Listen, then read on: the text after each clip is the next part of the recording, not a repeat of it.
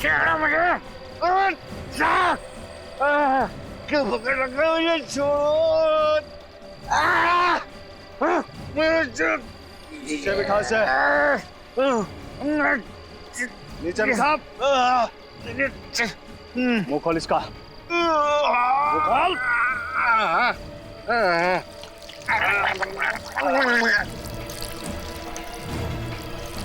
देख लिया ना, उससे पंगा लेने का अंजाम, उससे पंगा लेगा।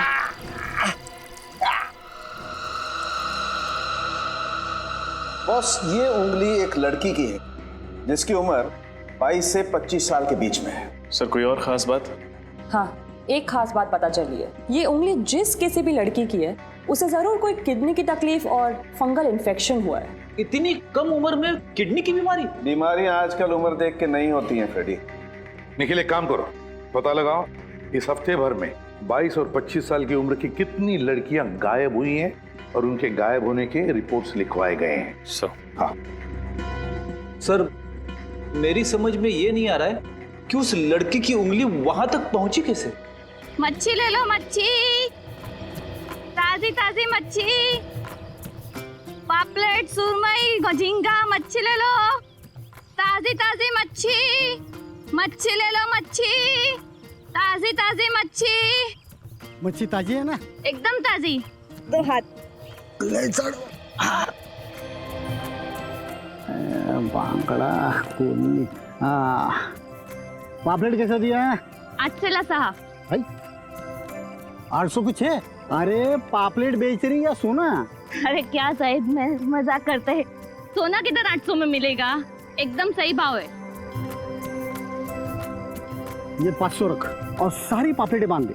नहीं नहीं साहब, मेरा आदमी बहुत मेहनत करके मच्छी पकड़ के लाता है, ये भाव नहीं परवड़ेगा। ठीक है, ये 100 और 600 रख। चल ना आपका ना मेरा, 750 लूंगी। बोलो, बांधू मच्छी? 600 अपना आखिरी ऑफर है, वरना बाजार में और भी बहुत अच्छी जगह अच्छी मच्छी मिलती है। हाँ साहब, आप उधर से ही लो, आपका भी भला होएगा, उनका भी भला होएगा। दो हाथ दो जरा। ये तो अजीब मुसीबत है। मच्छी ले लो, मच्छी, अजीब मच्छी वाली है तो। ताजी ताजी मच्छी। अरे वो मच्छी वाली, झींगा है क्या? है भाभी, आइए।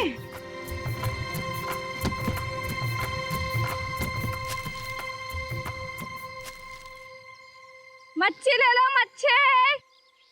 ओ ताई, यहाँ ना। आली आली, सिंगाड़ा है क्या? आहे आहे, हाथ दे मला। ये बघा, देखने में तो ठीक लग रही है, जरा काट के बताना।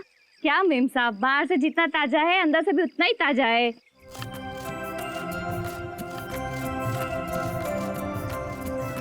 ये देखो, ये क्या है? ओके भाई,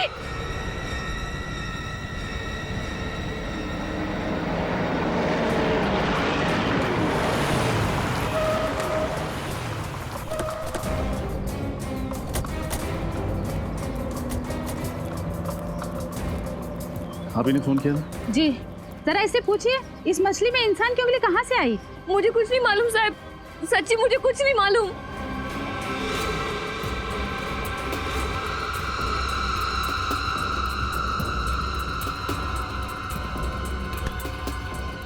क्या मतलब कुछ नहीं मालूम? ये मछलियाँ तुम ही लाई थी ना? जी साहब, 5 साल से मच्छियाँ बेच रही हूँ, पर आज तक ऐसा कभी नहीं हुआ साहब। ये मछलियाँ तुम्हारा पति पकड़ता होगा? जी, पर वो तो बहुत सीधा आदमी है, उसने कोई गड़बड़ नहीं की। तो फिर ये मच्छी कहाँ से पकड़ के लाया? वो तो नहीं मालूम, वो ही बता सकता है। बुलाओ उसे। कि वो मच्छियाँ पकड़ने गया है, शाम तक लौटेगा। बाकी की मच्छियों में तो ऐसा कुछ भी नहीं है। एक काम करो, ये कार्ड रखो, तो बोलो CID ब्यूरो आके मिलो। जी साहब।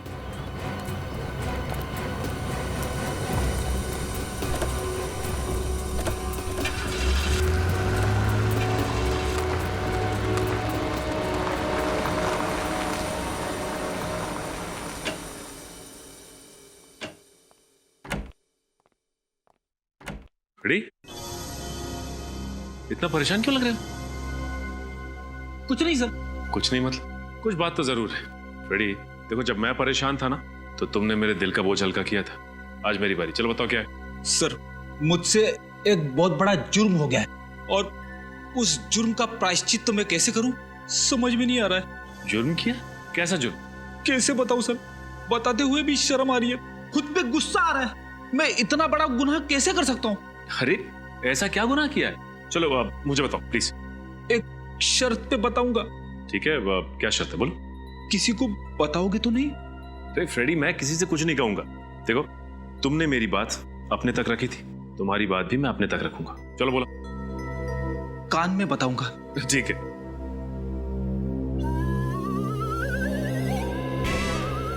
इतनी सी बात है, इस बात के लिए तुम अपने आप को गुनहगार कह रहे थे, मुजरिम कह रहे थे? अरे आप हंस रहे हो सर? एक शादीशुदा आदमी के लिए ये एक बहुत बड़ा गुनाह है, बहुत बड़ा गुनाह। आदमी खुद का जन्मदिन भूल जाए तो भी चलता है, लेकिन उसे कभी भी अपनी सासू माँ का जन्मदिन नहीं भूलना चाहिए। अब सारी बात समझ में आई मुझे। तुम अपनी सासू माँ का जन्मदिन भूल गए, राइट? और इस बात को लेके भाभी जी नाराज हो गई, राइट? नाराज? अरे सर उसने मुझे घर का खाना देना बंद कर दिया है। पिछले 2 दिन से मैं बाहर का खाना खा रहा हूँ। पेट का बैंड बज गया है, बैंड। ये आवाज कैसे? अरे सर कुछ नहीं, फ्रेडी के पेट के रोने की आवाज है सर। ये फ्रेडी तुम्हारे पेट के रोने की आवाज थी? है माय गॉड, कितनी बार कहा है तुम्हें अपने खाने पीने का ध्यान रखो। अरे जाओ जरा दौड़ो, कसरत करो। क्या? चलो जाओ मछुआरे को लेकर आओ जिसके मछली में से उंगली मिली थी। जाओ और दौड़ के जाओ।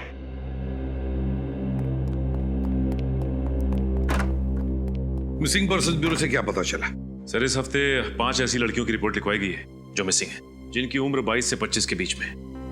5 लड़कियां हैं 22 और 25 साल की उम्र की। उनके घर वालों से जाकर पूछताछ करनी पड़ेगी, अच्छी तरह से पूछताछ करनी पड़ेगी। सर अरे वो मछली जिसमें से उंगली मिली थी, कहां पकड़ी थी तुमने वो? साहब वो मछली मैंने समुंदर से पकड़ी थी। समुंदर से? सर इतने बड़े समुंदर में एक लड़की को ढूंढना बड़ा मुश्किल है। वही तो, अगर एक बार पता चल जाए ना कि वो उंगली है किस लड़की की, तो सारा राज धीरे धीरे खुल जाएगा। वही तो राज है उस उंगली के पीछे। पर क्या? और है किसकी वो उंगली? क्या है ये राज?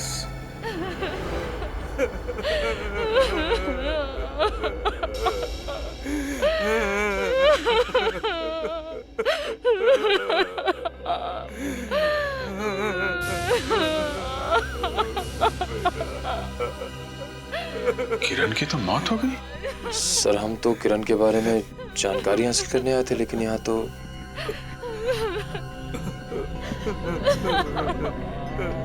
जी आप माफ कीजिएगा, आप किरण के पिताजी? हाँ जी मैं ही हूँ, किरण का भागा पिता। देखिए मैं जानता हूँ ये वक्त गलत है, पर हमें किरण के बारे में आपसे कुछ सवाल पूछने थे।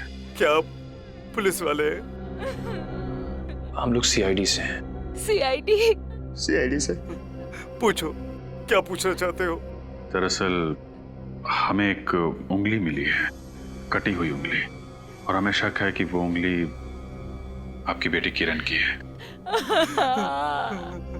देखिए हमारी जवान बेटी अब इस दुनिया में नहीं रही, हम लोग वैसे भी बहुत सदमे में हैं, और आप इस तरह की बातें करके हमारे गम का बोझ और मत बढ़ाइए। संभालो अपने आप को। मैं आपका दुख समझता हूँ। क्या किरण को किडनी की बीमारी थी? हाँ, लेकिन ये बात आपको कैसे मालूम? और उसे फंगल इन्फेक्शन भी था। जी, किडनी फेलियर की वजह से। देखिए जिस किसी की भी ये उंगली है उसे ये बीमारी थी। अगर आप बुरा ना माने तो हम किरण का हाथ चेक कर सकते हैं। बिल्कुल नहीं, मैं इस तरह आपको अपनी मरी हुई बेटी का सबके सामने अपमान नहीं करने दूंगी। शांत हो जा शारदा, इन्हें जांच करने दो। ठीक है, अगर आपके लिए जरूरी है तो आप कर लीजिए। Thank you very much.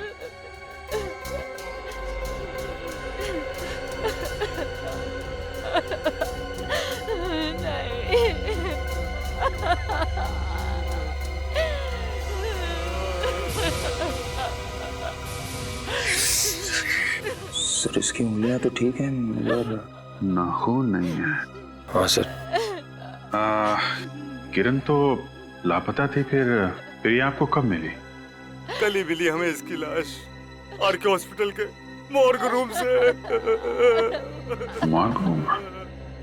जी हाँ।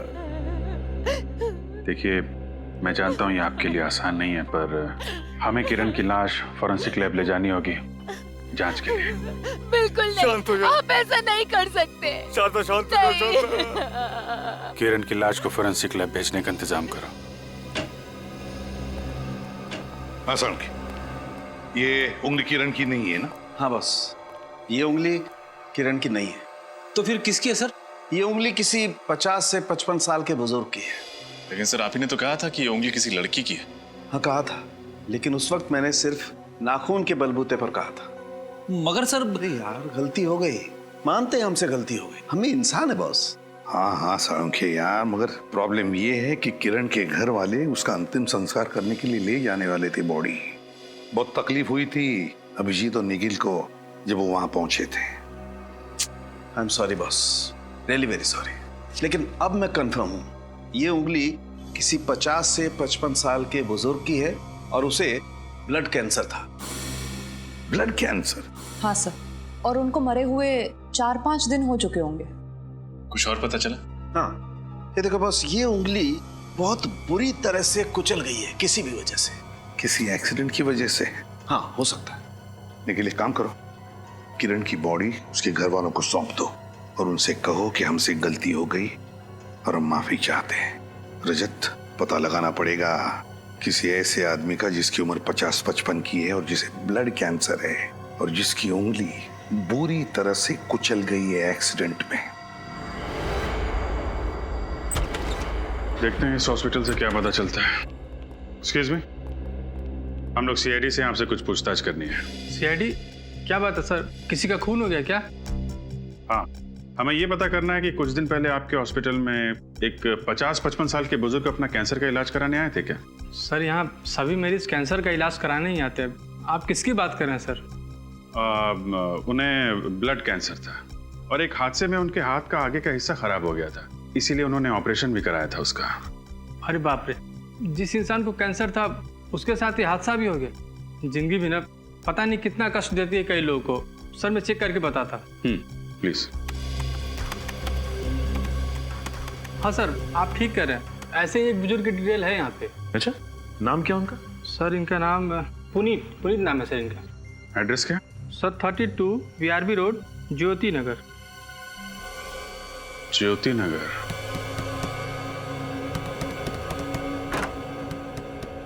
जी कहिए। सीआईडी। सीआईडी? आप लोग मेरे पापा के सिलसिले में बात करने आए हैं ना? क्या वो मिल गए? जी नहीं, दरअसल बात थोड़ी सीरियस है। सीरियस? क्या हुआ सर? सर मेरे पापा ठीक तो है? जवाब दीजिए सर। बात यह है कि हमें कटी हुई उंगली मिली है। कटी हुई उंगली? जी हाँ, और हमें शक है कि वो उंगली आपके पिता पुनीत जी की है। क्या? ये नहीं हो सकता। नहीं, ये नहीं हो सकता। ऐसा ही हुआ है, यही सच है। कहाँ मिली उंगली? मछली के अंदर। मछली के अंदर से? जी हाँ। लेकिन आप लोग इतने यकीन के साथ कैसे कह सकते हैं कि वो उंगली मेरे पापा की ही है? देखिए, वो उंगली किसी 50-55 साल के आदमी की है जिसे ब्लड कैंसर है। Blood cancer? हे भगवान, मेरे पापा को भी ब्लड कैंसर था। कहीं वो उंगली। संभालिए अपने आप को। ये बताइए, आपके पिताजी गायब कैसे हुए? 3 दिन पहले मेरे पापा फैक्ट्री में काम कर रहे थे तो उनके दोनों हाथ मशीन के अंदर आ गए और जब मैं उन्हें हॉस्पिटल लेकर गया तो। डॉक्टर हटिए, रास्ता दीजिए, मेरे पापा को बहुत दर्द हो रहा है, रास्ता दीजिए। कोई है? डॉक्टर को बुलाओ, डॉक्टर। एक डॉक्टर भी नहीं है मेरे पापा को देखने के लिए। घबराना मत पापा, मैं आपको कुछ नहीं होने दूंगा, ठीक है? Doctor, doctor, doctor, doctor, doctor, doctor साहब, डॉक्टर साहब, डॉक्टर साहब। अरे ऐसे कैसे अंदर घुसे आ रहे हैं आप? मेरे पापा की हालत बहुत खराब है। कहाँ है वो? बाहर स्ट्रेचर पे। आप प्लीज आइए मेरे साथ।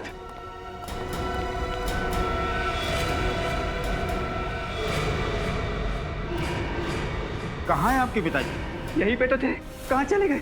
ये कैसा मजाक है? ये मजाक नहीं डॉक्टर साहब, यहीं पे तो थे, मैं भी उन्हें स्ट्रेचर पे लाया था। पापा, पापा, पापा, नर्स, मेरे पापा कहाँ हैं? मैं अभी उन्हें स्ट्रेचर पे लेके आया। नहीं, मैंने नहीं देखा आपके पापा को। नहीं देखा, नहीं देखा। पापा, भाई साहब, मेरे पापा कहाँ हैं? हाँ, मेरे पापा कहाँ हैं? मुझे क्या पता? नहीं पता, कहाँ गए मेरे पापा? पापा, पापा, पापा। कौन से हॉस्पिटल में गए थे आप? RK hospital. RK hospital? Sir, ये तो वही हॉस्पिटल है ना जिसके मॉर्ग में किरण की लाश रखी गई थी? क्या इन दोनों बातों का आपस में कोई संबंध नहीं? R K hospital. सालुंके, तरीका सालुंके कहाँ है? हाँ सर, सालुंके सर, वो एक्चुअली सर। एक्चुअली वो कहाँ है? सालुंके कहाँ है? सर दरअसल बात यह है कि मैं क्या कह रही थी। कहाँ है सालुंके? कुछ गड़बड़ की है क्या उसने? नहीं, ऐसा कुछ नहीं है। ऐसा कुछ नहीं है? वहां क्यों देख रही हो सालुंके? सर वहाँ पे मत जाइए, वहाँ पे कोई नहीं है। सालुंके, सालुंके, ये क्या बचपना है? नहीं कुछ नहीं, वो मैं क्या क्या? हाँ? जरूर कुछ गड़बड़ की है तूने? नहीं, गड़बड़ कुछ नहीं की बस। तो फिर ऐसे छुप के क्यों बैठा? मैं निकलता हूँ, बाहर निकलता हूँ, लेकिन एक शर्त है। अरे फिर बचपना?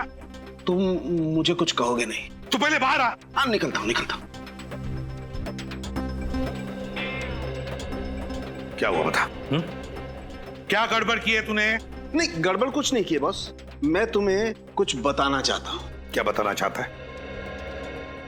बॉस, वो जो उंगली है, हाँ, वो उंगली एक लड़की की भी है और एक आदमी की भी है। क्या कहा तूने? ये उंगली एक लड़की की भी है और एक आदमी की भी? हाँ। क्या बात कर रहे हैं सालुंके साहब? एक उंगली तो एक ही इंसान की हो सकती है ना। अब ये उंगली एक आदमी और एक लड़की दोनों की कैसे हो सकती है? वो इसलिए रजत, ये पूरी की पूरी उंगली है तो पुनीत जी की, लेकिन उस पर जो नाखून लगा हुआ है वो है किरण का। ये उंगली है पुनीत की, पर नाखून लगा है किरण का। मतलब तुम्हारे कहने का मतलब है कि नेल ग्राफ्टिंग किया है? एग्जैक्टली बॉस, यही मैं कहना चाहता हूँ बॉस। ये जो उंगली थी ये कुचली हुई थी, और इस कुचली हुई उंगली पर किसी का नेल ग्राफ्ट किया गया है। नेल ग्राफ्टिंग का मतलब है अगर नाखून टूट जाए तो उसकी जगह पे ऑपरेशन के जरिए किसी और का नाखून लगवाना। अरे वाह, आज सूरज किधर से निकला भाई? आप मेरी इंसल्ट कर रहे हैं? अरे नहीं सालुंके, किसी भी ग्राफ्टिंग में, मेरा मतलब है ऑर्गन ग्राफ्टिंग में। चलो हम नेल ग्राफ्टिंग समझते हैं। अगर उंगली आदमी की है तो उसके ऊपर नाखून लगेगा आदमी का ही, और अगर लड़की की उंगली है तो उस पर नाखून लगेगा लड़की का, है ना? नहीं तो ये रिजेक्ट हो सकता है। बिल्कुल। तो फिर ये क्या है? वही तो मैं भी सोच रहा हूँ बॉस, ये क्या है? ये किस अनाड़ी डॉक्टर ने किया है? ऐसा तो कहीं होता ही नहीं है। मगर जो कुछ भी हुआ है आरके हॉस्पिटल में ही हुआ है, क्योंकि पुनीत भी गया था आरके हॉस्पिटल में, और किरण की लाश भी मॉर्ग में थी आरके हॉस्पिटल में। तो गड़बड़ जो कुछ भी है उस आरके हॉस्पिटल में ही है। जी कहिए। मैं सीआईडी से हूँ। पुनीत जी के बारे में आपसे कुछ पूछताछ करनी है। पुनीत? कौन पुनीत जी? राहुल के पिताजी, ये राहुल। कुछ याद आया आपको? ये अपने पिता के इलाज के लिए आपसे विनती करता रहा, और इसी बीच पुनीत जी हॉस्पिटल से गायब हो गए। अच्छा, राहुल के पिताजी, इनकी बात कर रहे हैं आप? सर, वो हॉस्पिटल से कहाँ चले गए किसी को कुछ पता नहीं चला। कमाल है, कैसा हॉस्पिटल है ये? एक घायल मरीज यहाँ से गायब हो जाता है और किसी को कुछ पता नहीं चलता। सर, पहले तो मुझे लगा कि वो मजाक कर रहा था, लेकिन जब बाद में पता चला तो सचमुच सर मुझे बहुत बुरा लगा। नहीं साहब, मैंने नहीं देखा। वो आदमी कहाँ गया? तुमने कुछ देखा कैसे नहीं? एक आदमी हॉस्पिटल से अचानक गायब हो जाता है और तुम कहते हो कि तुमने कुछ देखा ही नहीं। पुनीत जी के हाथों से खून बह रहा था, वो दर्द से करा रहे थे और किसी ने कुछ देखा ही नहीं। कमाल है साहब, मैं बिल्कुल आपसे सच कह रहा हूँ। मैंने उन्हें अंदर आते हुए तो देखा था, पर बाहर जाते नहीं। वो इस गेट से बाहर नहीं गए। अगर इस गेट से बाहर नहीं गए तो क्या हॉस्पिटल में कोई और भी रास्ता क्या बाहर निकलने का? हाँ साहब, शायद वो दूसरे गेट से गए होंगे। दूसरे गेट से? अच्छा, उस गेट पे कोई वॉचमैन रहता है? जी साहब, वहाँ रघु नाम का वॉचमैन बैठता है। अच्छा, वो गेट किस तरफ है? साहब, उस तरफ है। तो आपने भी उस घायल आदमी को यहाँ से जाते हुए नहीं देखा? जी नहीं। कमाल है। एक्सक्यूज मी, मेरा नाम सारिका है। मेरा डॉक्टर राकेश के साथ अपॉइंटमेंट है नेल ग्राफ्टिंग के लिए। 1 मिनट में। हेलो डॉक्टर, मिस सारिका आई है आपसे मिलने के लिए। ओके डॉक्टर, आप जा सकती हैं। Thank you. यहाँ नेल ग्राफ्टिंग भी होती है? जी हाँ, नेल ग्राफ्टिंग होती है यहाँ पे। हो लगता है पुनीत जी का ऑपरेशन यहीं हुआ होगा। आशा, कुछ पता चला?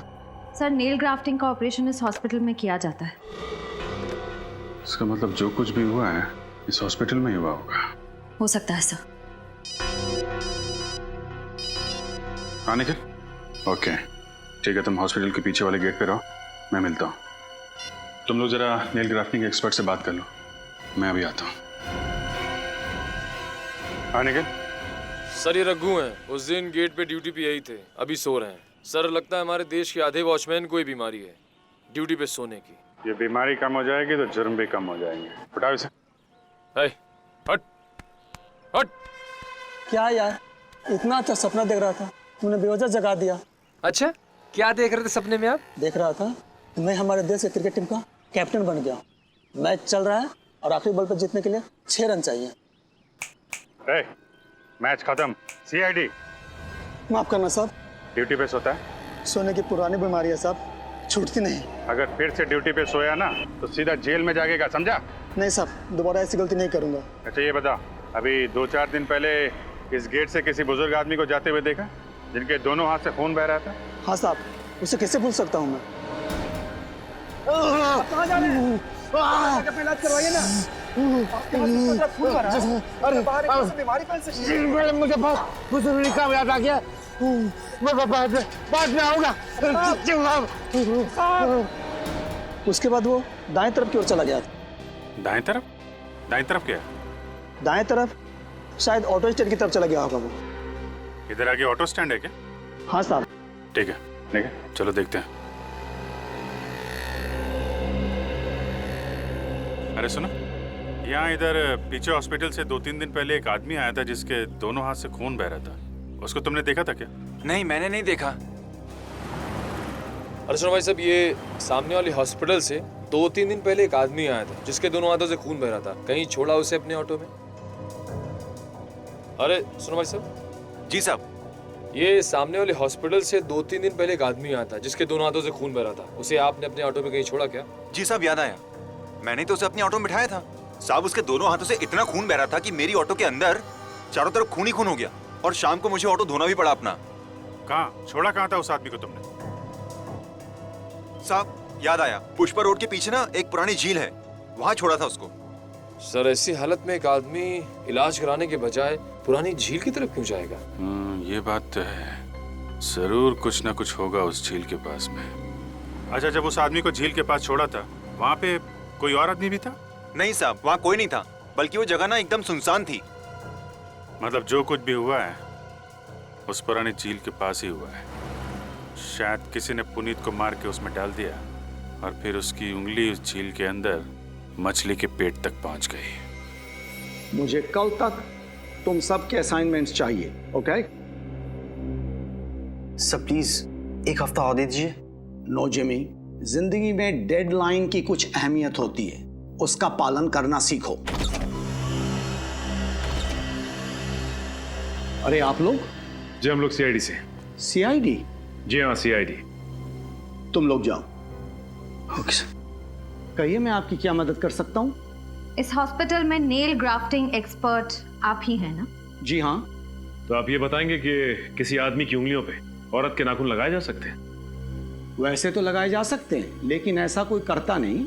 हम यहाँ लड़के के हाथ में लड़के के और लड़कियों के हाथ में लड़कियों के ही नाखून लगाते हैं। तो फिर आपने पुनीत के हाथों पर किरण के नाखून क्यों लगाए? कौन पुनीत और किस किरण की बात कर रही हैं आप? हम इस पुनीत और इस किरण की बात कर रहे हैं। ये पुनीत है और ये किरण। कुछ याद आया आपको? अरे ये तो... जी हाँ, लाश की फोटो है। नहीं, मैं इन दोनों में से किसी को नहीं जानता। देखिए आप झूठ मत बोलिए। ये पुनीत है जो अपने बेटे के साथ यहाँ पे आए थे, इनका एक्सीडेंट हुआ था। और ये किरण जो आपके हॉस्पिटल के मॉर्ग रूम में थी। देखिए इस हॉस्पिटल में सैकड़ों मरीज होते हैं, मैं सबके नाम तो याद नहीं रख सकता। मैं आपके सवाल के जवाब में इतना ही कहूंगा कि मैंने ऐसी नेल ग्राफ्टिंग कभी नहीं की। आपने नहीं किया तो इस हॉस्पिटल में किसी और ने किया होगा। मगर मेरे अलावा कोई भी डॉक्टर इस हॉस्पिटल में नेल ग्राफ्टिंग करना जानता ही नहीं। लेकिन आपके स्टूडेंट्स तो जानते हैं ना? मेरे स्टूडेंट्स? जी हाँ, आपके स्टूडेंट्स। उनका नाम नंबर चाहिए हमें। नाम और नंबर? जी हाँ। क्यों? उनकी खातिरदारी जो करनी है, और उसके लिए उन्हें ब्यूरो ले जाना होगा।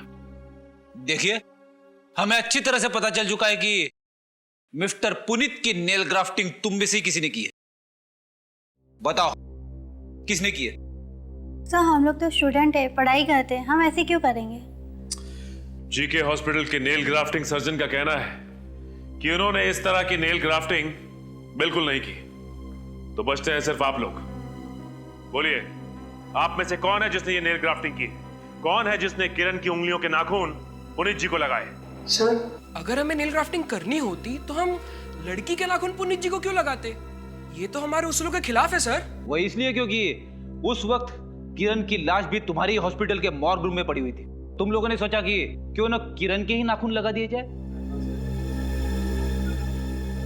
अरे क्या हुआ, तुम्हें तो बड़े पसीने आ रहे। लो पहुंच लो। ऐसी तो कोई बात नहीं है। बेटी, इसे सिर्फ पसीना ही नहीं आ रहा है, इसके तो हाथ भी कांप रहे हैं। नाम क्या है तुम्हारा? जिमी। जिमी, कहीं ये नेल ग्राफ्टिंग तुम्ही ने तो नहीं की? नहीं सर। देखो जिमी, झूठ मत बोलो। झूठ बोलना भी एक अपराध है, समझे? सर माफ कर दो सर, गलती होगी। पुनीत अंकल की नेल ग्राफ्टिंग मैंने की थी। जिमी, तुम ऐसा कर भी कैसे सकते हो? मैं क्या करता, मैं मजबूर था।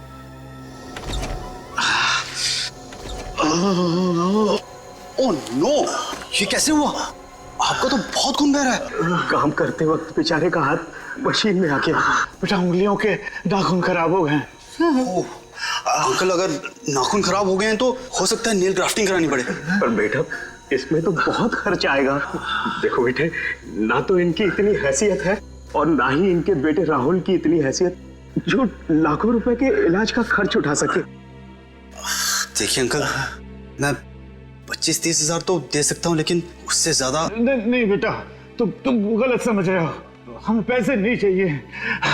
तुम्हें नेल ग्राफ्टिंग आती है ना? हाँ अंकल।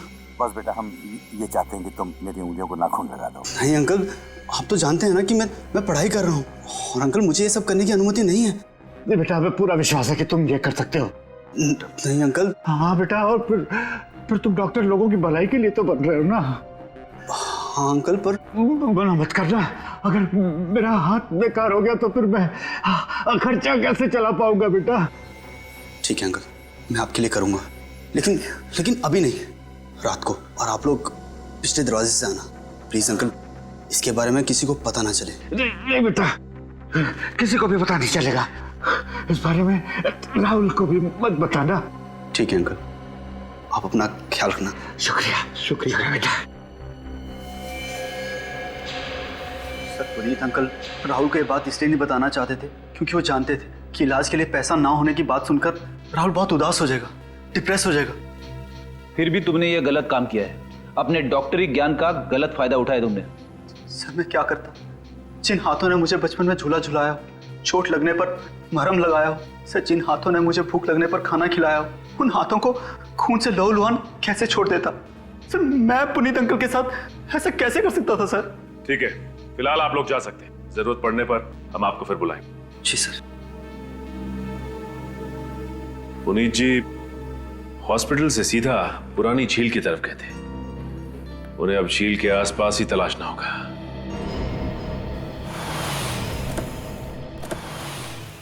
कुछ तो बोलिए सर। सर आप कुछ बोलेंगे नहीं तो? मेरी कुछ समझ में नहीं आ रहा है सर। कहाँ आ गए सर? सर आप लोग ऐसे चुप रहेंगे तो प्लीज सर बताएं ना, हम लोग यहाँ पुरानी झील पे क्यों आए सर? क्योंकि पुनीत जी हॉस्पिटल से सीधे यहीं आए थे और हमें शक है कि नहीं सर, आप प्लीज ये मत कहिएगा कि आपको शक है कि मेरे पापा की लाश इस झील में है। मेरे पापा जिंदा है सर। मेरा दिल कह रहा है कि उन्हें कुछ नहीं हो सकता, उन्हें कुछ नहीं हो सकता है सर। मैं भी यही उम्मीद करता हूँ। आप लोग तलाशी शुरू कीजिए।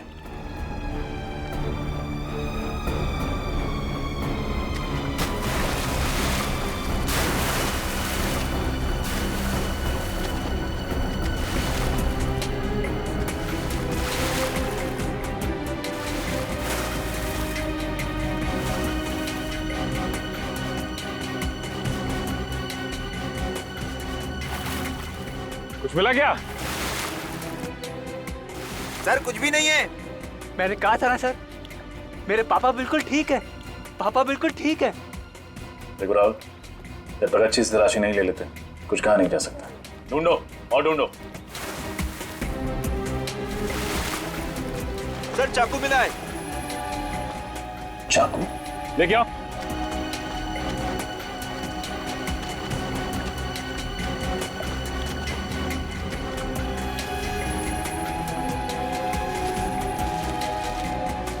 और अंदर जाके देखो।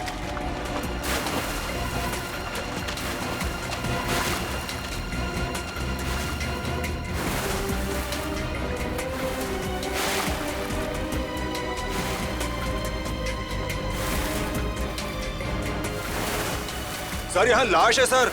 लाश? लाश? लाओ बाहर लेके आओ।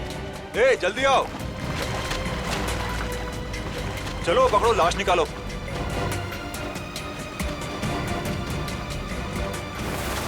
संभाल के संभाल के।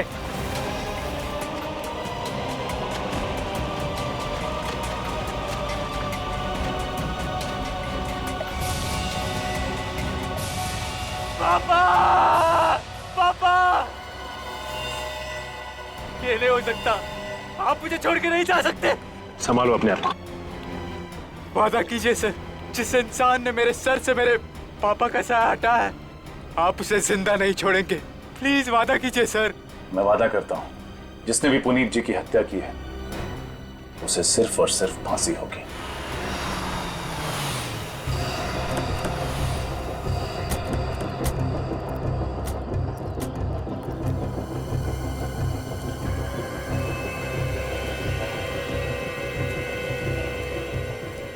आप लोग साहब? हम लोग सीआईडी से हैं। यहाँ के मैनेजर या मालिक जो कोई भी है जल्दी बुलाओ उन्हें। जी साहब।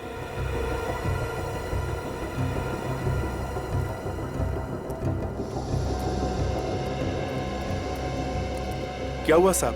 मैं इस फैक्ट्री का मालिक हूँ, हरीश, और ये है यहाँ के मैनेजर दिलीप। मिस्टर हरीश, आपके फैक्ट्री में पुनीत नाम का एक आदमी काम करता था। हमें उसकी लाश पुरानी झील में से मिली है। लाश? जी हाँ, लाश। जिस दिन उसकी मौत हुई ठीक उसी दिन आपकी फैक्ट्री में काम करते हुए उसका हाथ किसी मशीन में आ गया था ना? हाँ साहब, आया था साहब। लेकिन साहब इसमें मशीन की कोई गलती नहीं है।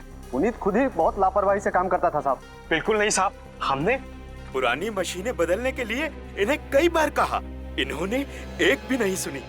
अब इसका नुकसान तो हम मजदूरों को उठाना पड़ता है साहब। साहब ये झूठ बोल रहा है। मेरे पास सारी मशीनों की रसीदें हैं, आप खुद चेक कर लीजिए। मशीनों को ज्यादा साल नहीं हुए। वो तो हम बाद में देख लेंगे। फिलहाल हम लोग यहाँ पे पुनीत के खून के बारे में जानने आए हैं। क्या पुनीत का खून हुआ? हाँ खून। पहले किसी ने पुनीत को चाकू से मारा और फिर उसकी लाश को झील में फेंक दिया। पर साहब ऐसा क्यों करेगा कोई? और पुनीत की किसी के साथ कोई दुश्मनी भी नहीं थी। दुश्मनी थी ना, इस गगन के साथ। तब मुझसे? हाँ साहब, इस गगन ने पुनीत से 5,000 रुपए लिए थे और उसके बार बार समझाने के बावजूद भी ये उसके पैसे वापस नहीं कर रहा था। ये सच है साहब कि मैंने 5,000 रुपए पुनीत से उधार लिए थे, मगर 5,000 रुपयों के लिए मैं पुनीत का खून क्यों करूंगा? क्यों नहीं? तुमने सोचा होगा कि पुनीत को मारकर वो पैसे वापस लौटाने ही नहीं पड़ेंगे। ये क्या बकवास है? सरासर झूठ है साहब। मैंने इनके ऊपर इल्जाम लगाया ना साहब, तो ये लोग उल्टा मुझे ही फंसा रहे हैं साहब। अच्छा, पहले ये बताओ कि जब पुनीत गायब हुआ उस दिन उसका बर्ताव कैसा था? साहब वो काफी परेशान सा था और घबराया हुआ था साहब। परेशान था, घबराया हुआ था, क्यों? उसकी वजह तुमने जानने की कोशिश नहीं की? हाँ मैंने उससे कई बार जानने की कोशिश की, लेकिन उसने मुझे कुछ नहीं बताया। आप लोगों को मालूम है पुनीत की परेशानी की वजह क्या थी? साहब पक्का तो नहीं मालूम, मगर शायद वो रमेश जी की वजह से परेशान होंगे। रमेश? कौन रमेश? वो साहब कोई नहीं साहब, कोई नहीं। देखो, अपने मालिक से डरने की कोई जरूरत नहीं है। जो भी बात है खोल के बोलो। साहब जिस दिन पुनीत जी गायब हुए थे उसके ठीक एक दिन पहले रमेश जी भी गायब हुए थे। रमेश गायब हुआ? ये रमेश यहाँ पे फैक्ट्री में काम करता था? जी साहब। आपने रमेश के गायब होने की रिपोर्ट नहीं लिखवाई पुलिस में? मैं लिखाने जा रहा था साहब, पर इन साहब ने मना कर दिया। साहब मैं घबरा गया था कि पुलिस के चक्कर में कहीं मेरी इस फैक्ट्री को ताला न लग जाए। ताला तो अब भी लगेगा आपके फैक्ट्री में। विनीत, फैक्ट्री को सील कर दो। Yes sir. यहाँ तब तक काम नहीं होगा जब तक हम इस केस के जड़ तक नहीं पहुंच जाते, समझे? अरे साहब ऐसा मत कीजिए, इस फैक्ट्री से कई मजदूरों के घर चलते हैं। क्यों मालिक, आज हमारे घरों की बड़ी फिक्र हो रही है? नहीं गगन, तुझे तो मैं बाद में देख लूंगा। हाँ, देख लेना। जरूर इस पुनीत के खून का राज रमेश के साथ जुड़ा हुआ है।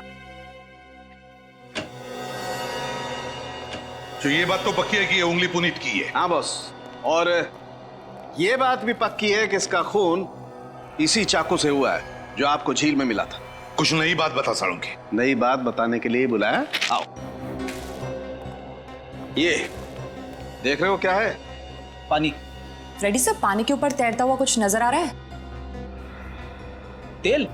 बिल्कुल, और ये तेल मिला है मुझे पुनीत जी के पेट में। मतलब समझते हो इसका फ्रेडी? समझ गए सालुंके साहब, झील की पानी में तेल था जो पुनीत के पेट में चला गया। नहीं फ्रेडी, ये तेल पहले से इनके पेट में था। सर, कहीं पुनीत ज्यादा तला हुआ खाना तो नहीं खाता था? नहीं फ्रेडी, तला हुआ खाना खाने से ये तेल पुनीत के पेट में नहीं आया है। ये तेल पुनीत को पिलाया गया है, जबरदस्ती पिलाया गया है। सर पुनीत जी तेल की फैक्ट्री में काम करते थे ना, तो फिर वहीं कहीं। बिल्कुल सही रजत, बिल्कुल सही। पुनीत की मौत का राज वहीं पर छुपा हुआ है जहां पर ये काम कर रहा था, उसी ऑयल फैक्ट्री में।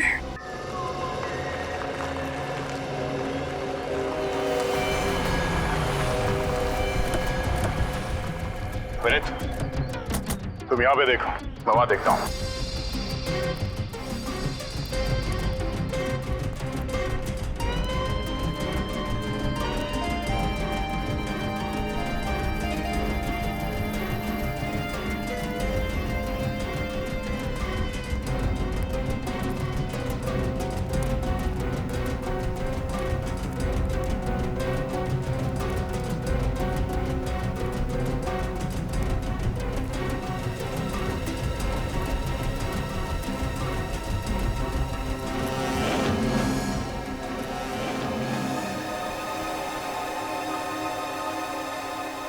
काफी ढीली है यहाँ पे।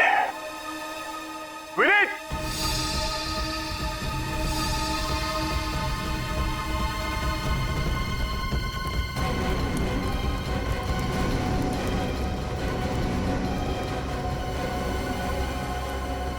Yes sir.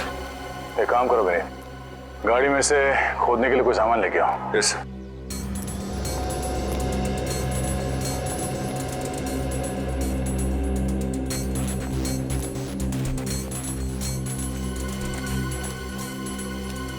प्लीज खोदना शुरू करो।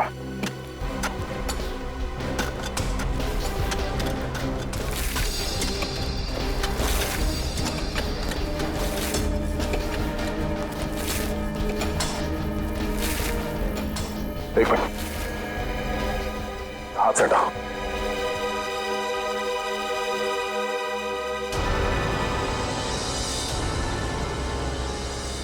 सर, कहीं ये रमेश की लाश तो नहीं? साहब, जिस दिन पुनीत जी गायब हुए थे उसके ठीक एक दिन पहले रमेश जी भी गायब हुए थे। हो सकता है जिस बात का डर था वही हुआ। एक काम करो विनीत, इस ऑयल फैक्ट्री के मालिक और यहाँ के वर्कर्स, उन सबको यहाँ पे बुलाओ। Yes sir.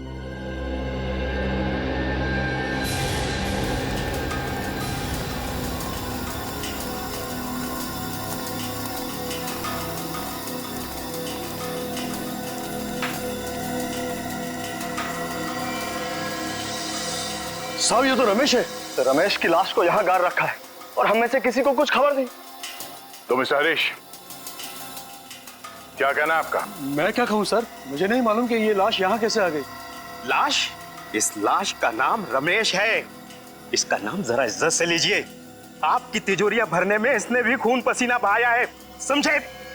सर, इस रमेश को भी उसी तरह चाकू घोंप कर मारा गया है जिस तरह पुनीत को मारा था। इसका मतलब है दोनों का खूनी कोई एक ही है, और वो खूनी इस फैक्ट्री में से कोई है। नहीं साहब, हम में से कोई रमेश जी को क्यों मारेगा? ये तो हमारे दोस्त थे।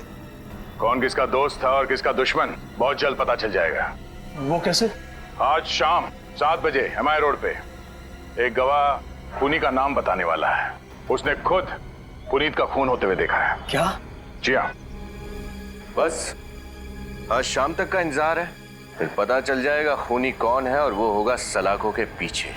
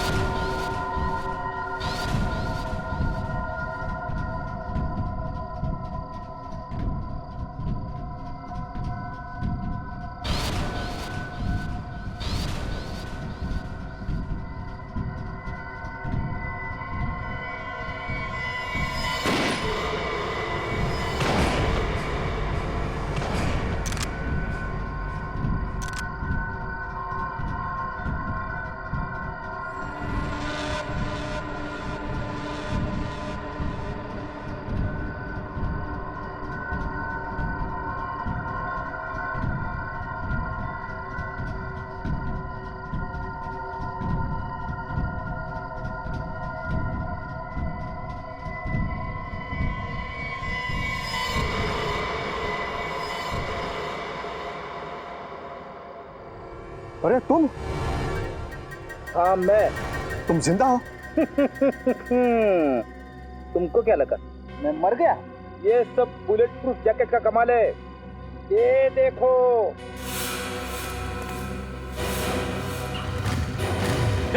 रुक जा!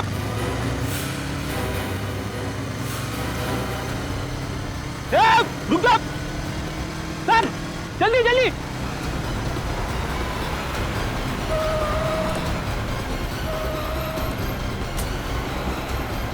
ये आदमी हाथ से छूटना नहीं चाहिए।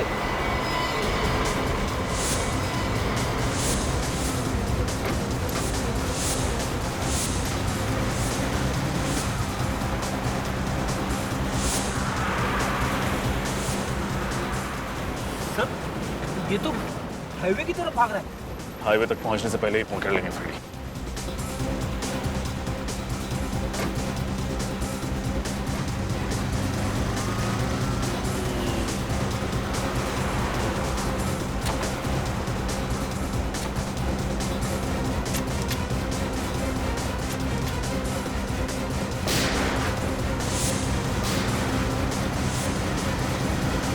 तेरी तो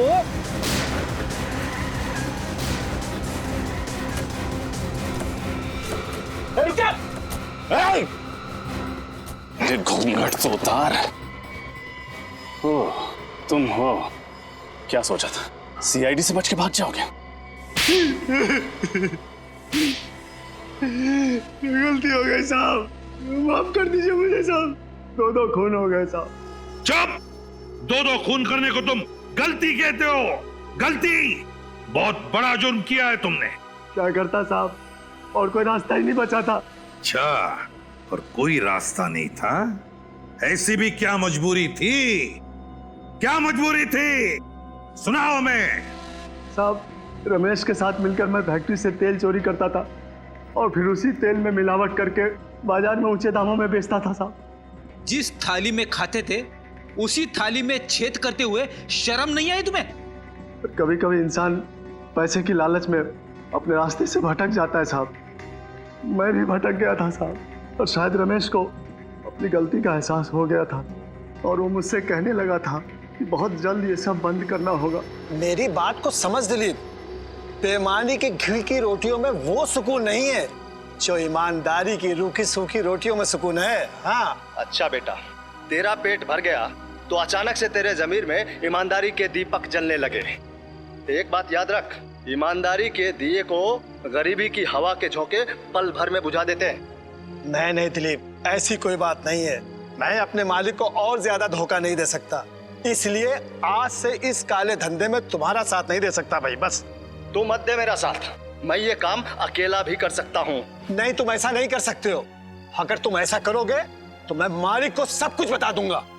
तो ईमानदारी की चिंगारी इतनी भड़क चुकी है तो आज मैं तुझे दिखाता हूँ इस चिंगारी को मैं कैसे बुझाता हूँ।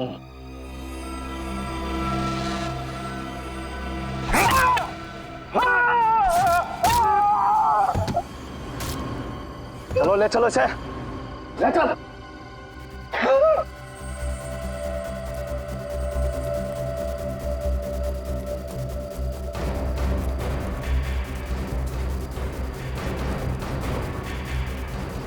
चलो चलो जल्दी चलो।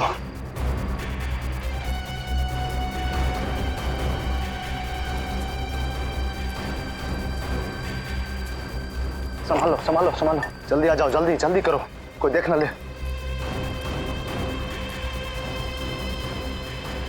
जल्दी करो जल्दी करो,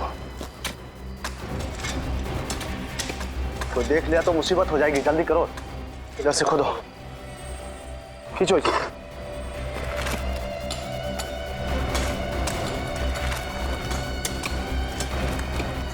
उठाओ,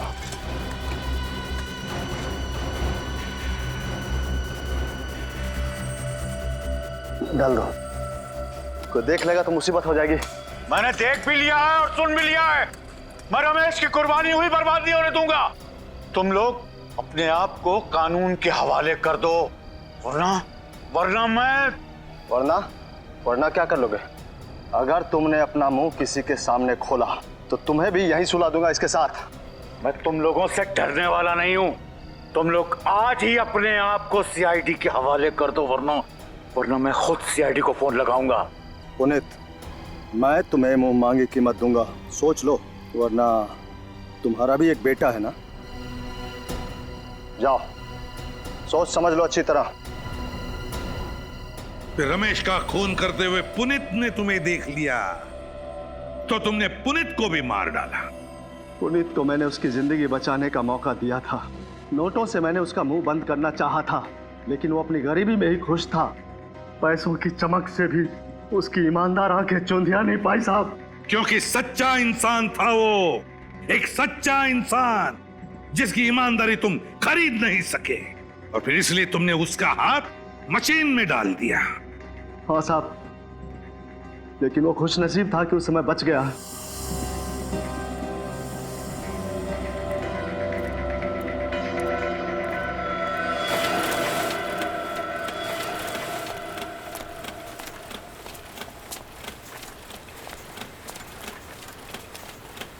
पुनीत, तो फिर क्या सोचा तुमने? सोच लिया मैंने, मैं सीआईडी के पास जाऊंगा। जब सोच लिया है तो फिर काम पे लग जाओ। क्या कर रहा है? छोड़, ये क्या हो रहा है?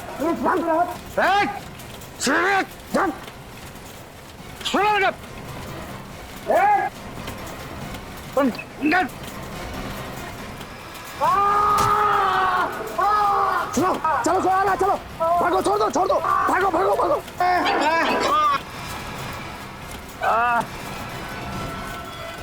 अरे पुनीत, पुनीत कैसे हो गया भाई? पुनीत, पुनीत फोन लगाता हूँ। पुनीत, राहुल, तुम्हारे पापा का हाथ मशीन में आ गया बेटा, हम सब संभाल रहे बेटा, तुम जल्दी आ जाओ बेटा। और तुम उसके पीछे पीछे हॉस्पिटल तक पहुंच गए इस मौके की तलाश में कि कब उसे मार सको। हाँ साहब, और वो मौका मुझे मिला पुरानी झील के पास, जहाँ पुनीत आया था वो चाकू लेने, जिस चाकू से मैंने रमेश का खून किया था, और वो चाकू लेकर आपके पास आने वाला था। इसीलिए मैंने उसी चाकू से उसका भी खून कर दिया, और फिर सबक सिखाने के लिए मैंने उसके मुंह में वही तेल डाल दिया। छोड़ दे। नीचे ले इसको, नीचे बिठा, वो खोल इसका।